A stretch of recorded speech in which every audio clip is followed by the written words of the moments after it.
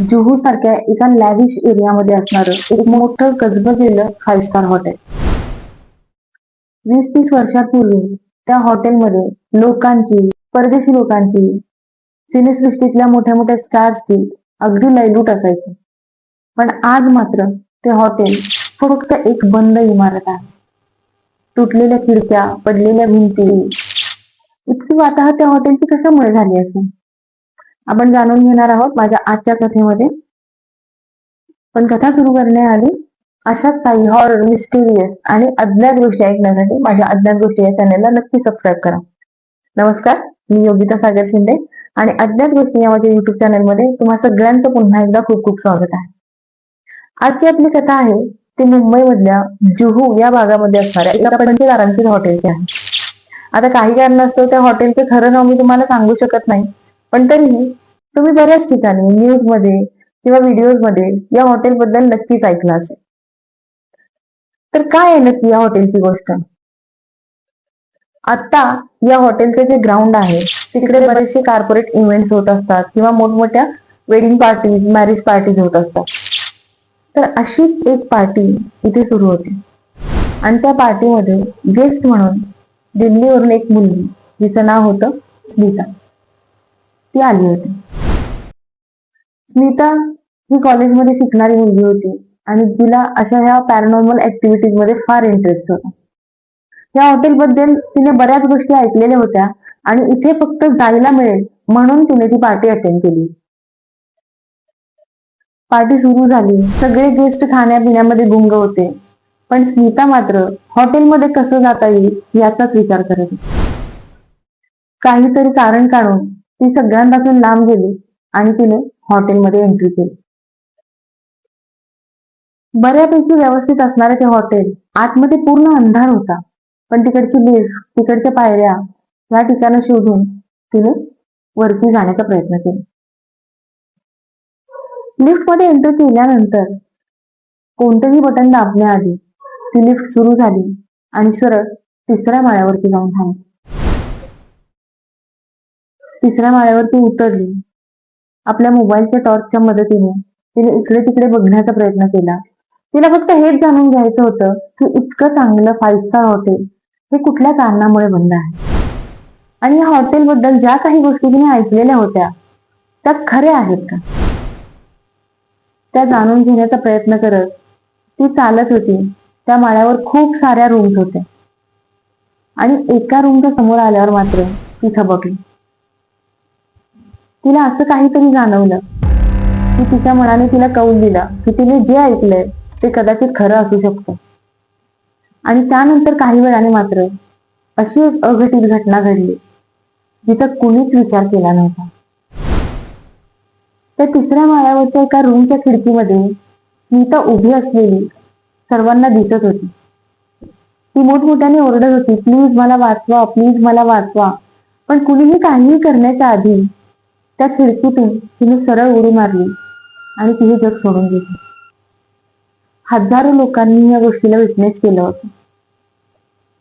यामागचं कारण काय होतं याचीही बऱ्याच जणांना कल्पना होती आणि आज तेच कारण मी तुम्हाला सांगणार. 30 वर्षांपूर्वी जेव्हा हे हॉटेल बांधलं गेलं त्यावेळी या हॉटेलची खूप जास्त पॉप्युलॅरिटी होती.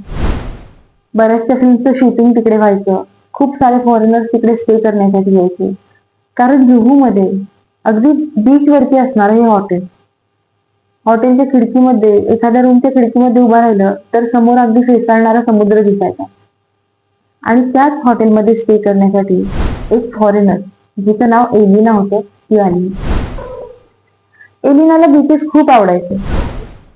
रात्री मंद वारं सुटलेलं असताना छान बीच वरती जाऊन फिरून यायचं, तिच्यासोबत असणाऱ्या मित्रमैत्रिणींसोबत एन्जॉय करायचा आणि छान इंडियामध्ये स्टे करायचा असं तिचा प्लॅन होता. पण म्हणतात ना, सगळ्याच गोष्टी मनासारख्या होत नसतात. हॉटेलमध्ये सगळ्या लोकांची लगबग सुरू असताना, पार्टी सुरू असताना, सगळा स्टाफ आपापल्या कामामध्ये बिझी असताना काही लोकांनी मात्र एलिनावरती डाव साधला आणि तिचा जीव घेण्याचा प्रयत्न केला.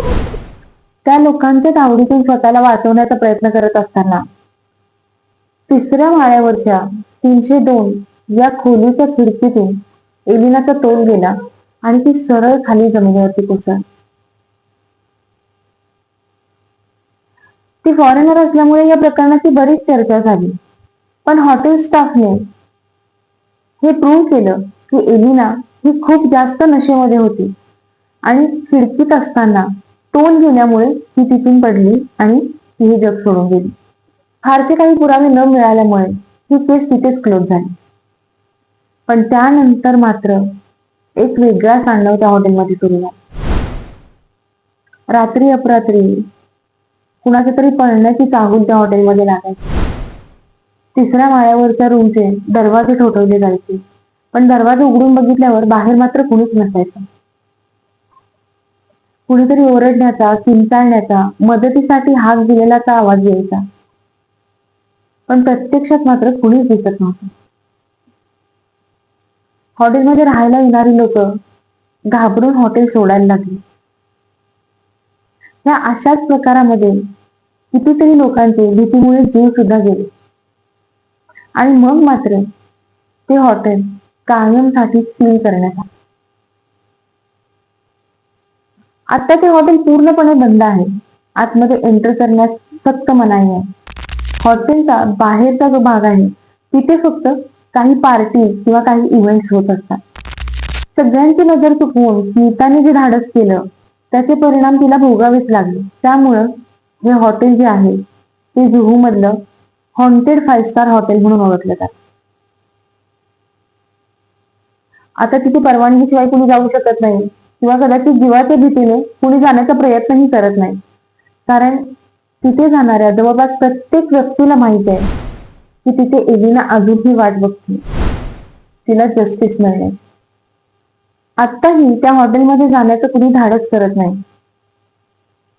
कारण लोक म्हणतात की 3ऱ्या माळ्यावरच्या त्या एका विशिष्ट रूमच्या खिडकीमध्ये आजही एलिना बसलेली दिसते. ती हातवारे करून लोकांना बोलवत असते किंवा कधी कधी शांत समुद्राकडे बघत बसलेली असते. आता ही कथा खरी आहे किंवा खोटी आहे मला माहित नाही, पण ते हॉटेल मात्र बंद झाले हे नक्की खरं.